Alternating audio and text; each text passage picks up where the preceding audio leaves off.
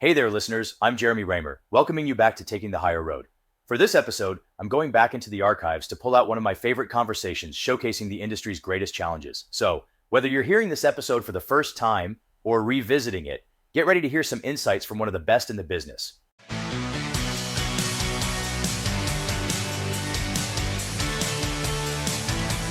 Welcome to Taking the Higher Road, a special show dedicated to the trucking industry, specifically at the confluence of recruiting, retention, and compliance. In the fourth year as the host of this show, I bring over 2 decades of industry experience, both on the carrier side as well as the vendor side. And each week I interview industry experts and thought leaders who bring their insights to the driver lifecycle as we discuss the industry's greatest challenges. I always appreciate your feedback, good or bad. Don't forget to leave a rating and a review. I'd also like to thank and highlight the show's valuable sponsors. Their dedication and commitment to the industry and to the show is greatly appreciated. If you're interested in being a sponsor of the show or joining me for an interview, please email Jeremy at takingthehigherroad.com. This week, I'm honored to be joined by the most famous Karen I know, president and owner of Marinette, Wisconsin-based Varia Trucking, Karen Smerchek. Thank you so much for joining me. Thank you for having me, Jeremy. Honored to be here. Congratulations on 4 years with your podcast. That says a lot about the success. Well, I'm a sucker, one way or the other. But you're not the easiest to nail down, but I'm so excited to finally have you on the show. I think a lot of people want to hear what you have to say. I certainly do. I'd love to get into your background and the family business. Perhaps you can share with the audience what Varia Trucking is all about, what really matters most to you, your employees, drivers, customers. I'd also like to touch on your significant involvement and leadership in the industry. And perhaps you can share how this current freight recession has affected you and what measures you're taking sort of to roll with the punches in the meantime. And then lastly, we'll answer a question from a listener during our deeper dive segment. Does that work for you? Sounds great. Let's get started. All right. So I start every conversation with a book recommendation. And I'm curious if you've got a book that you might share with the audience as something that you've read that was impactful to you. Sure. I have a lot of books that have impacted me. So you're making me choose just one. I can't have 5. Yes, you can. So I've made New Year's resolutions that I'm not going to order another book off of Amazon until I finish the ones on the shelf. And then I finally decided sometimes you only need to read 1/3 of the book to get what you're looking at. So I'm going to give you 4 books that I think were pretty impactful to me. Atomic Habits by James Clear, I think is really good for anyone trying to coach a new employee to be better, giving them confidence and encouragement and helping set up the habits for discipline. I'm a big fan of Brené Brown, and her Dare to Lead book is one that I did with my leadership team. And the advice I got out of that book was don't take advice from someone that's not in the arena with you, because you're always going to get the advice out of the stands. And just really saying, don't take advice from someone who's not where you want to be either. Right. That makes sense. So those were pretty big ones. But the Principles book by Ray Dalio is another. Ooh, that was deep too. Yeah, I know. Good. And the last one is 15 Commitments of Conscious Leadership. That one's really simple. And my favorite thing out of there is, are you above or below the line? Right? Like, it's so easy to take those low the hits to people being below the line, and just how much as a leader you have to stay above the line. You talked about the great recession of this industry here over the last 22 months, and it's like, but who's counting, right? Who's counting every day? So those, the list can go on. So I actually now making myself read some fiction books, and I've read 4 fiction books this year. So nice.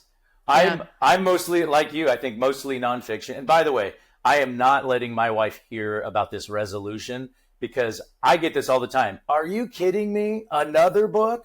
If you take a look right here on my desk, look, you can just see this big, huge stack of books that I haven't read yet.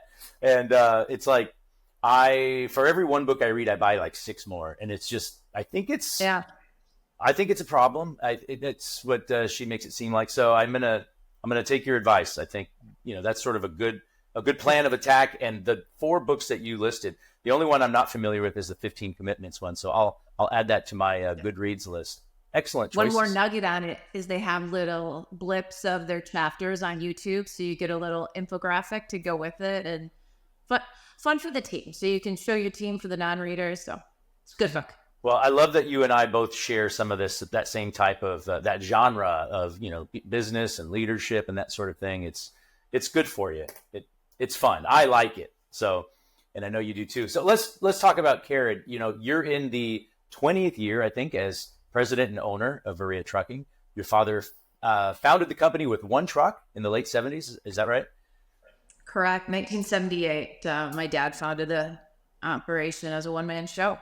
So was it destiny as you were growing up that you'd end up working in the business, or was that kind of always part of the plan? I think that we should step back and say my dad was raised on a dairy farm, which if I get a choice of who I hire and bring into my office, I'm always going after someone that was raised on a farm because they know the definition of hard work and you have to get the job done. There's not you don't clock out at 5 o'clock or whatever time that is. So we started with the dairy farm and then he transitioned into trucking in 1978. My mom ran the office off our kitchen table. PMs were done in our driveway, things like that. So, yeah.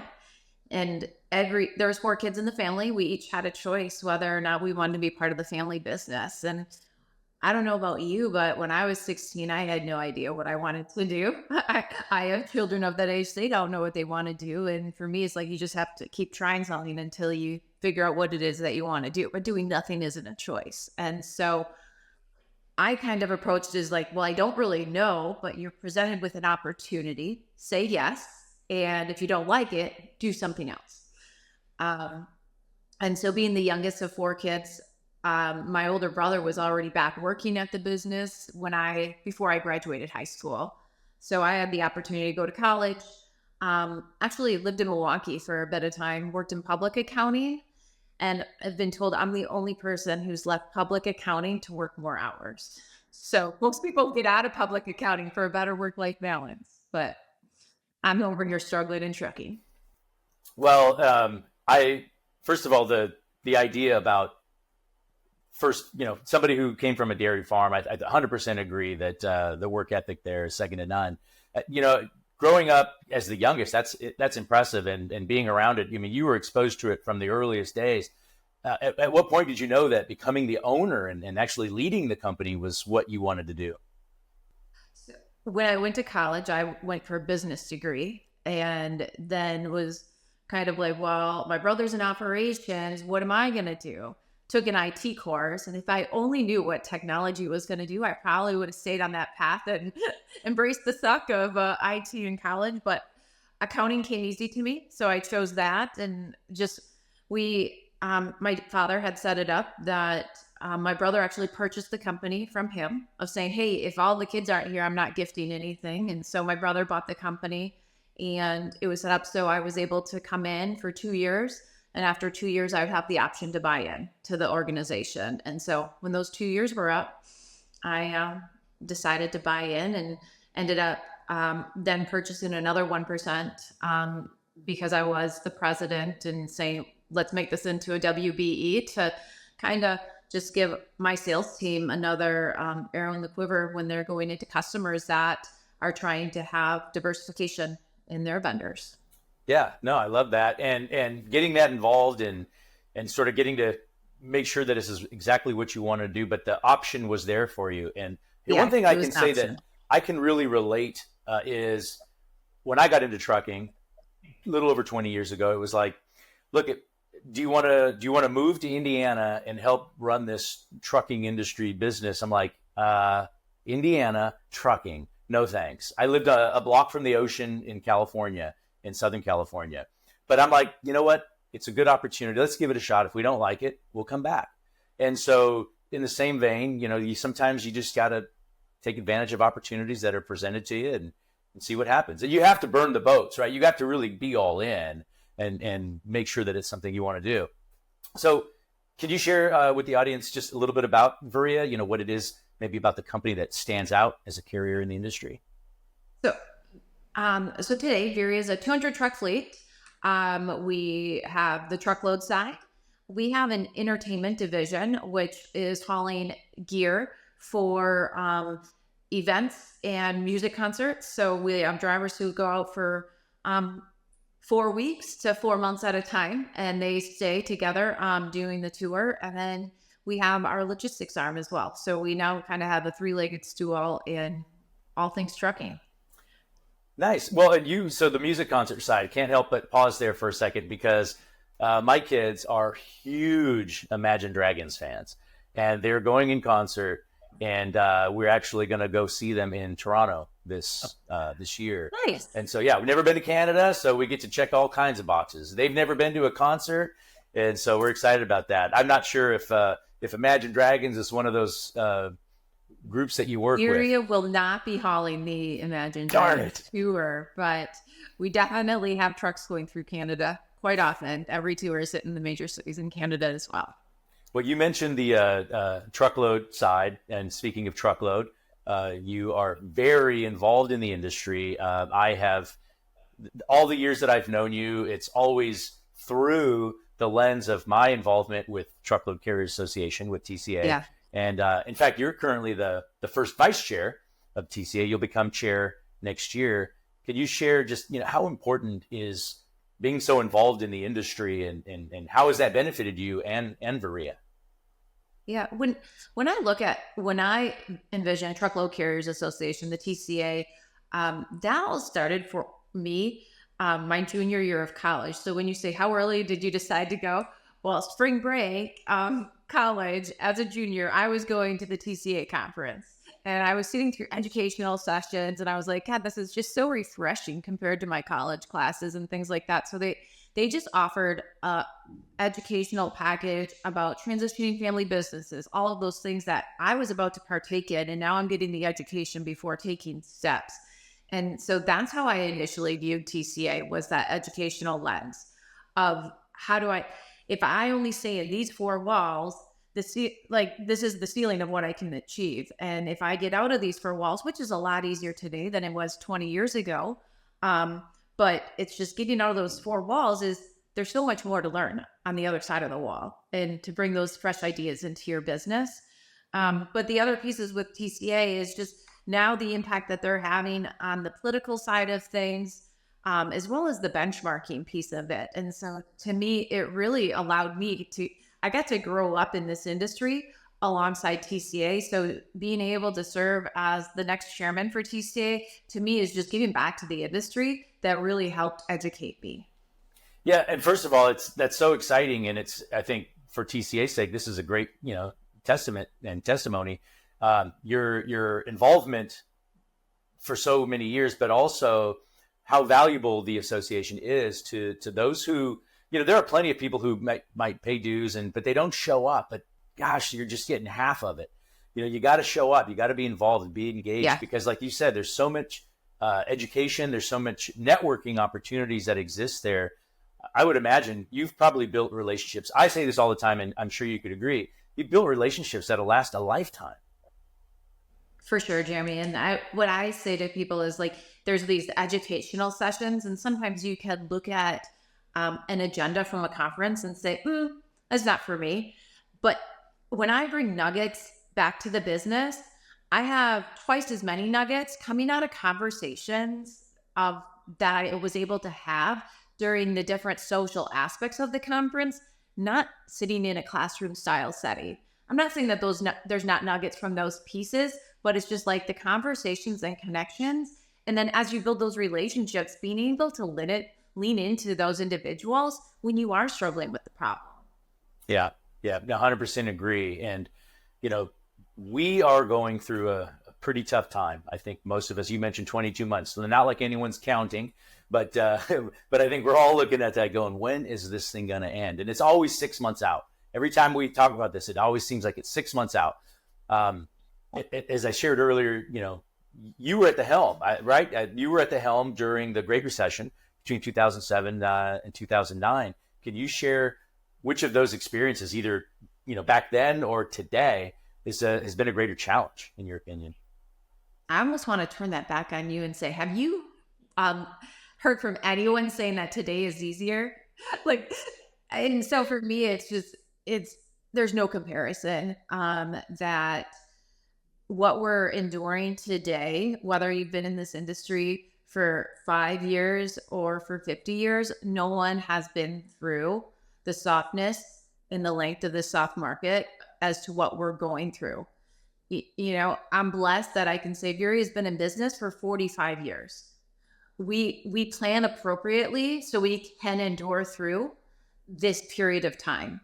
I joke around saying that I'm going to purchase a wardrobe, but embrace the suck t-shirts, because that's really what we're doing here today. And so for me, it's the encouragement that I have to give teammates that haven't been in this industry for 5 years. They've never seen the fun side of trucking. They've just seen the endure. And so it's like keeping them upbeat of saying, this really is a fun industry.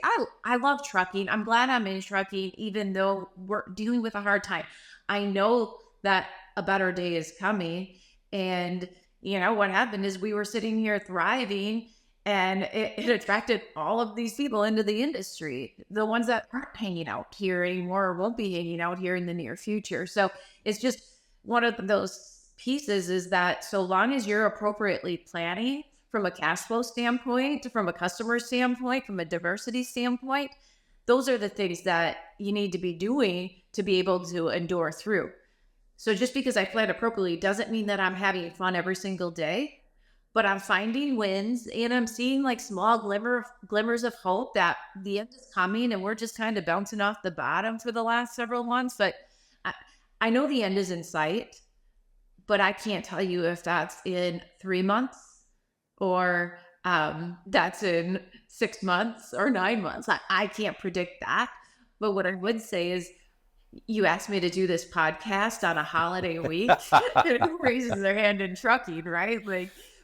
And so for me, like, if someone said, hey, how do you feel about the market today? It would be like the week before a holiday, the week of a holiday, and the week after the holiday. I will never take my freight volumes during that 3-week period to say how I think things are going. Sure. Because no customer has consistency during that time. They're either preparing or getting through the holiday or making up for what they lost. Mm-hmm. So it's so hard to like build confidence and maybe, should I say, pivot actions during a holiday. Sure. Let alone when you're praying that the market improves. Well, and you made a comment about, first of all, this real quick comment about back to the TCA. You mentioned benchmarking. This is, especially at a time like this, I think is a really good opportunity to bounce, ideas, see best practices from some of those peers of yours that are in those groups. And I think it's really rare for an industry that has really competitors, is what they are. They're competing with each other on every, all the time. And then at the same time, they're helping each other with some best practices. And especially when it comes to like safety and compliance, nobody wants to see anybody get hurt. So that's also something that's probably helped during this period. For sure. And I think just from that standpoint, Jeremy, is to me like that benchmarking kind of points out the area that I think I'm doing good at. And benchmarking can say, hey, you're the best in this group. And keep doing what you're doing. Or it can say, you're really happy with what you're doing, but get better. Like there's still opportunity, right? And so you can just say, where's the biggest gap? And then my focus can be on where I have the biggest gap. But all in all, like, how are you doing right now? It's just like, just because I'm sucking less doesn't mean I'm happy, right? Like, so where Viri's performing really well compared to the industry, but the worst thing that we can have is an uneducated competitor, right? So if right now, the people who are hauling the freight for some of the worst prices out there, they have a fully depreciated tractor and a fully depreciated trailer, and they're just running freight without really taking account of their true costs of the business. So the more that we can educate people as to what their true operating expenses are, the better this industry is going to thrive. And that's the analytical side of you, because I think that's sort of a little bit of your background as well, right? I can't shut it off. Yeah, but it really comes in handy at a time like this. My son is like, Mom, can you just stop thinking about the efficiency? Like, it's a weekend, and it's like, I see inefficiency, and it's like, let's fix this. We can do better. Yeah, well, I mean, that always, right? Always. So is there anything that you can maybe point to in particular that you've done in the face of the current, freight recession sort of thing that we're dealing with right now to adapt? So I mentioned diversity, and I think for me, that's not something that you do in the recession. It's something that you have to do to prepare for it. So not having customers, one customer more than 10% of your business. And, when you get them over 20%, are they running your business or are you running your business? Because they're probably pushing you to do things that sometimes aren't in the best interest of your business. Um, I would say from adapting, even where there's times where people are saying, oh, you need to pay your drivers this much. And we're a drive-in company. I can't pay them what a tanker company can pay them, but I'm going to pay them a fair market wage for what I'm asking them to do and for their home time. So I think sometimes during these really good times, you start making decisions based on comparing yourself to others when really you still need to look at you and what's right for you and what maybe you had some higher rates if you played in the spot market, but now so you're giving driver rate increases for here when really it's like, no, this is a fair rate for what I'm asking you to do, the home time you're receiving, and making sure that you don't make these choices that you have to retreat on and eat crow when you have to go take something away. But yeah, so to me, it was making sure you're making those decisions for long-term success versus really having to adapt. I think the biggest thing that we did is we embrace technology in everything we do. And so we've had some retirements of individuals that we did replace, things like that, of just taking out overhead where available and making sure that we're really focused on training and elevating our team too. So technology is an area that I'm obviously really close to, so I can appreciate that. And anytime you can operate more efficiently in this industry, this environment, I think you're going to come out, if not ahead of everyone, it's certainly ahead of where you would be otherwise. And I think you're pretty progressive. I mean, that's certainly one word I would use to describe you. And I also know that safety and compliance are core sort of foundational elements of your operation. I know that just through your involvement with TCA. I also know that you take an interest in providing solutions to improve your drivers' health and wellness. In fact, I know that's an area that you and I both are pretty passionate about. Can you share your approach to that and how it's benefited those who have embraced it? Yeah. So I'm going to actually step back and say, are you familiar with the Keystone habit? So it's kind of like if you make one change as your Keystone habit, these other things snowball into it, right? So, and maybe I can say, if you start exercising, that could be your Keystone habit to eat healthier, because nobody wants to exercise and then eat a bunch of Cheetos because it's going to offset the exercise. So that could, taking a walk in the morning, so it's like that Keystone habit is something that's going to improve the other. So I kind of look at that in trucking, that a healthy driver is a safer driver.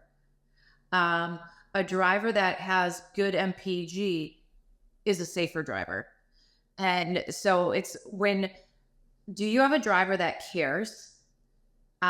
Because then they're going to do all of these other things that are in the best interest of their career, their wages, their earnings, their home time, the profitability of the company, right? And so I think I've just gotten to a point in my career, being here for 20 years, is that I'm not doing this for me anymore. I'm doing this for others. And I love nudging people out of their comfort zone to see, can they achieve something that they never thought was possible? So taking this, whether it be about safety, whether it be about health and wellness, we have a lot of fun initiatives that we're doing, but different cellular generation. We have a bed that the person who made this bed, their goal was to eliminate painkillers. Our drivers can't drive when they're using painkillers. And so we've had drivers who are on work comp due to muscle pain utilize this cellular tissue repair bed and are back out in the truck driving. To me, I think I'm the only trucking company that I know of that everyone walks in my office and says, you have a tanning bed? Nope, it's a health and wellness bed, but it's absolutely amazing. And so that's just one example, but we made all of our trucks smoke free starting with our 2021 model year. I've lost drivers due to lung cancer, and I just said I don't want to make it easy for them. That while them choosing to smoke is their choice, but they don't have to smoke in my truck. And the one driver that I'm thinking of that doesn't drive for me anymore, but he's like, yeah, I wish you wouldn't have let me smoke in your truck. Right. And so it's like, that just rung a bell for me to say, okay, we have to start somewhere, and we're not going to, rip the Band-Aid off and say, we're smoke free, no smoking. But we did say, hey, if you want this new truck, here we go, we're smoke free. And so we're working our way to be a completely smoke free fleet. But we offer smoking cessation programs, and, really encouraging them, saying, we're going to help you along the way. But it's not if you come to Virion, you have to participate in this. That everyone gets choices. They get, what do they say? Sitting is the new smoking for the last few years. And it's like, so to me, I'm talking about the people in my office as well. And so where do I think like we're unique and different? I don't have a vending machine in my office with soda and chips. That I'm not saying you can't drink your Mountain Dew, but I'm not going to provide you with garbage that isn't going to really satisfy you. Well, and I'm guessing, not to put words in your mouth, but the reason is because you care about their well-being, and you know that those things are not contributing to their well-being, but actually detracting. Cool. Yeah, I want to encourage them to do better. And if I'm educating them, and I'm giving them the tools, and they get to choose if they have a good reason why that they're going to participate. And the number of people who come and thank me for what I'm doing is really, like, it's just amazing how blessed I am with the people I'm surrounded by. Well, I'm encouraged by that, and thank you for sharing that, because that matters. And the only thing now is first of all, smoking is awful, and it's horrible for anyone. And I've lost family members and friends to lung cancer as well, and obviously that's almost in a whole nother bucket. But just focusing on nutrition and exercise and getting consistent sleep. Sometimes it's easier said than done, but when you have a really good why it matters, then, whether that's, your spouse or grandchild or whatever, like that, you want to be around, you want to live longer and be healthier. So I love that you and I both are passionate about that. And I'd love to find ways to make a difference in the industry at large, not just in, our respective organizations. Yeah. It's fun to give back. Well, yeah, it's rewarding, 100%. So we have one question left. This is our deeper dive question, which is a question that is submitted by a listener. And today's deeper dive question is brought to you by Career Now Brands. And the deeper dive question is, retention seems to be the name of the game. What are carriers doing to keep their drivers around longer? Any suggestions from you? So I'm going to take that as everyone isn't investing in their tractors the same way that I'm investing in my tractor.